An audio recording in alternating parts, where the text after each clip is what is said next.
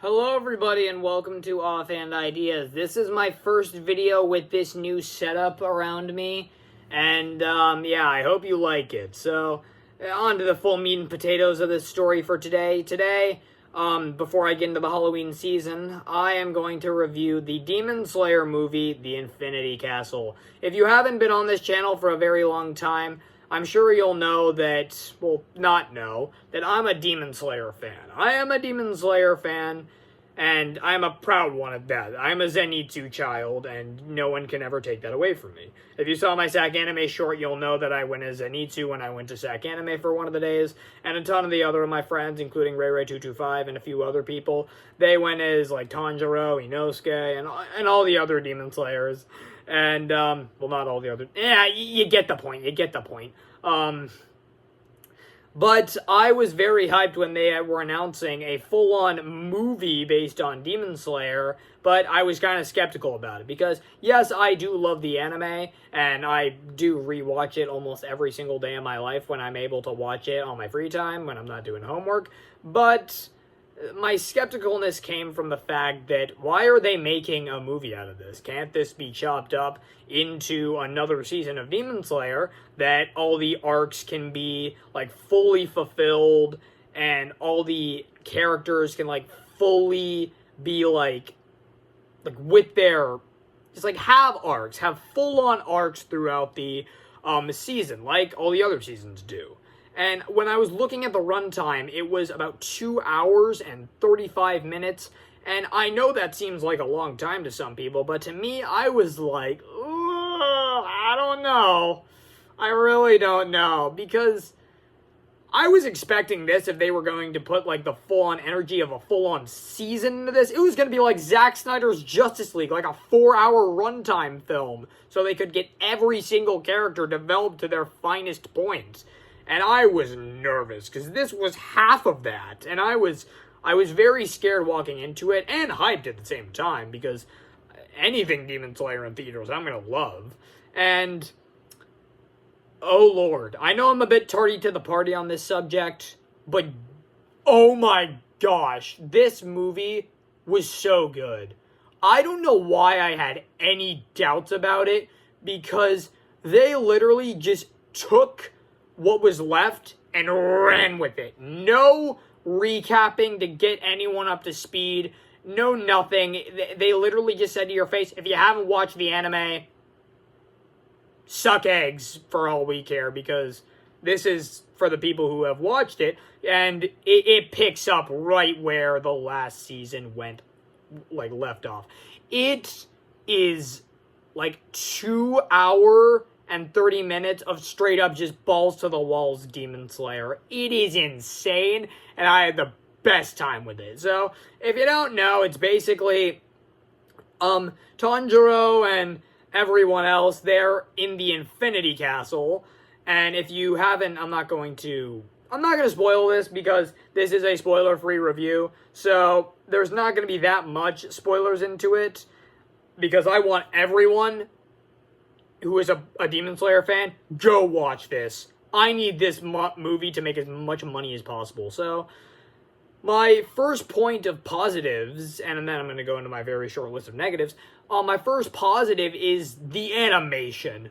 Oh my lord. I have not seen an animated movie this good in a long time.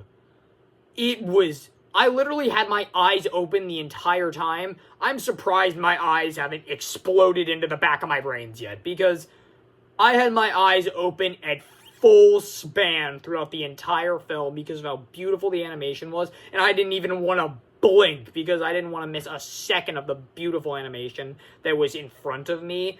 And the 3D animation. 3D animation usually does not look great in anime. I'm looking at you, Berserk. And it kind of just takes away from the entire art form. But when they use 3D animation to, like, enhance, like, the explosions and all that stuff, and, like, the Infinity Castle as a whole, it looks immaculate. It looks so good that I wouldn't even be surprised if it was 2D animation, because it blends in so perfectly. And on to my second positive, the Infinity Castle is a character itself. it's constantly moving, it's constantly changing its formation, and and there's a scene in the movie where, like, there's a ton of, like, water around them, and there's this, like, blue aura around them. It is absolutely beautiful, and you can tell that the animators took such a long time perfecting the animation of the Infinity Castle, because, oh lord, it looks absolute perfection. It looks like perfection. And my third positive, the arcs with the characters are so good. The arcs are completely fleshed out, where you can, even if you're not like a Demon Slayer fan and you haven't watched any of the anime and you have no idea what's going on, you kind of can connect with them. You kind of can. And I feel like that is no greater when it comes to both, in my opinion, Zenitsu's arc and the main demon's arc. I keep forgetting his name. I'm so sorry. I have very short-term memory loss, but nothing is more greater of the arcs in this movie than with those two characters. For Zenitsu, I'm not going to get into spoilers, but it's just basically Zenitsu and his significant other, who is supposed to be an equal to him. They're on separate sides, because the other was a demon, and Zenitsu is a demon slayer. And if you haven't watched the show, spoilers for this 1 second, Zenitsu cannot go past first form. And that is what makes him the laughing stock of all of the demon slayers. That's what just makes him laughed at, and just, like, mocked upon. And the demon knows that. And Zenitsu, oh my lord. I was nearly crying at the end of that, because it goes deep into his story with his Gramps, and how there's a point in the movie where Zenitsu yells at him saying, "You left Gramps to die! You left him to die, and he was miserable, and he just died a miserable, and you weren't there. Like, it's because of you that he died a miserable death." And Zenitsu's crying. Whoever voiced Zenitsu, bravo.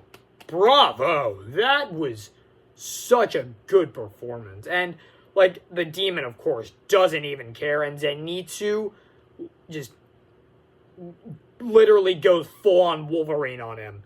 He literally makes a 7th form to specifically kill this guy. And he is, like, in shock, being like, "No! He can't go past first form! I'm not gonna lose to this man!" And Zenitsu just proved all the Zenitsu haters wrong, that he is not a weakling. He is OP. And the main demon, onto the main demon, he was really great too. To the point where I actually kind of felt for him, because his arc was one of the most emotional in the entire movie. I'm not going to spoil it. I'm not going to spoil this one, but you gotta watch it. It will almost make you cry. And for all the others, Tanjiro is really good. I was kind of sad that Inosuke wasn't in it that much, because he is one of my favorites, but I'm not complaining. He was still in it for a pretty decent amount, but, like, not the amount I'd really want. But I'm not complaining. And yeah, it does end on a cliffhanger, which makes me think that they're going to make a ton more of these, and give the animators their time. And I am all for it if the animation and story comes even close to this, because this film is so good. I'm so happy I saw it in theaters. If you're a Demon Slayer fan, even if you're not a Demon Slayer fan, you can get some enjoyment out of this. Go to the theater and watch this. I need to advise parents, it is rated R, it's very gory, so if you have kids, don't let them watch this. This is a literal gore fest. So, yeah, I'm giving Demon Slayer the movie a 9.5 out of 10. It checked all my boxes I wanted for a Demon Slayer movie, and it's actually got the highest opening of an animated film of all time, so I'm really happy for it. And, yeah, if you've seen Demon Slayer the movie, The Infinity Castle, tell me your thoughts down in the comments. I'd love to hear your thoughts, and as always, subscribe!